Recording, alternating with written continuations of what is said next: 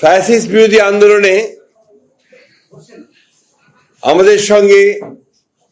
একাত্ম হয়ে কাজ করেছেন দীর্ঘ 15 বছর জাতীয় পার্টি না জাতীয় দল, বাংলাদেশ জাতীয় দল, বাংলাদেশ জাতীয় দলের চেয়ারম্যান সৈয়দ এহসানুল হুদা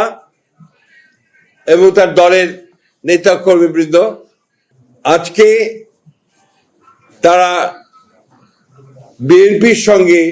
যুক্ত হচ্ছেন, অর্থাৎ আমাদের ভারপ্রাপ্ত চেয়ারম্যান জনাব তারেক রহমান সাহেবের বরিষ্ঠ নেতৃত্বের প্রতি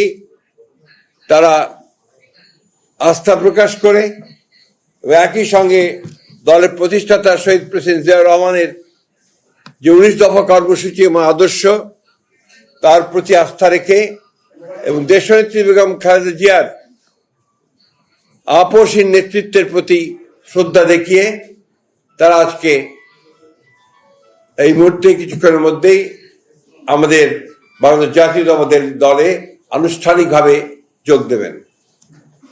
আমরা আশা করছি যে তাদের এই বিএনপিতে যোগ দেওয়া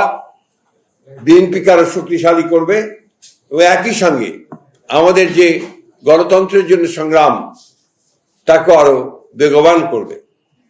আমরা আশা করব যে আগামী যে নির্বাচন সেই নির্বাচনেও তার এই যোগদান ইতিবাচক ভূমিকা রাখবে।